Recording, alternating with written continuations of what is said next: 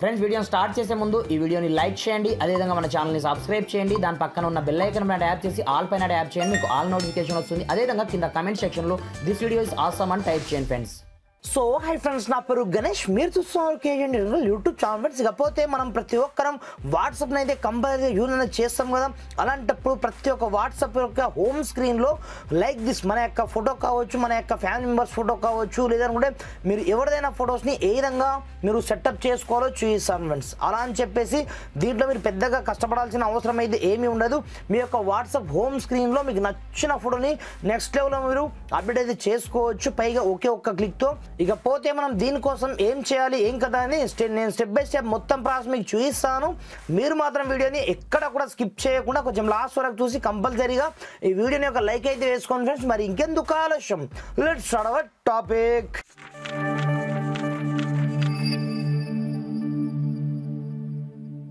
Friends ఇది చూడండి, దీనికోసం మీరు సింపుల్గా వాట్సాప్ని అయితే ఫస్ట్ ఆఫ్ ఆల్ ఓపెన్ చేసుకోండి.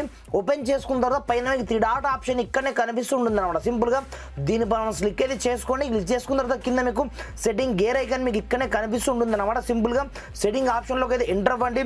వన్స్ ఎంటర్ అయిపోయిన తర్వాత ఇక్కడ చూసుకోవచ్చు మనకు చాట్ సెక్షన్ ఆప్షన్ ఇక్కడనే మనకు కనిపిస్తుంటుంది అనమాట. సింపుల్గా దీంట్లోకి అయితే ఎంటర్ అవ్వండి.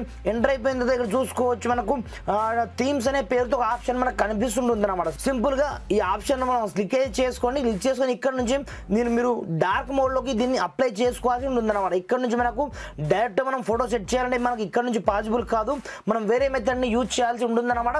దాంట్లో ఒక్కసారి మీరు బ్యాక్ అయితే వెళ్ళండి. బ్యాక్ వెళ్ళిన తర్వాత మనకు టోటల్గా ఈ విధంగా ఇంటర్ఫేస్ అయితే రావడం జరుగుతుంది కదా. ఇప్పుడు చూసుకోవచ్చు ఇక్కడ నుంచి నేను ఏం చేయను, పెద్దగా దీంట్లో కష్టపడాల్సిన అవసరం కూడా ఏమీ లేదు. ప్రజెంట్ మీరు ఏం చేస్తారంటే మీ యొక్క మొబైల్లో ఒక చిన్న అప్లికేషన్ని డౌన్లోడ్ చేసుకోండి. నేను డిస్క్రిప్షన్లో ఆ అప్లికేషన్ యొక్క లింక్ అయితే ఆల్రెడీ ప్రొవైడ్ చేయడం జరిగింది. అక్కడ నుంచి ముందుగా ఈ చిన్న అప్లికేషన్ డిజైనర్ టూల్ ప్రో అనే అప్లికేషన్ని మీరు డౌన్లోడ్ చేసుకొని ఓపెన్ అయితే చేసుకోండి. ఓపెన్ చేయగానే మనకు స్టార్టింగ్లో ఈ విధంగా ఇంటర్ఫేస్ అయితే రావడం జరుగుతుంది.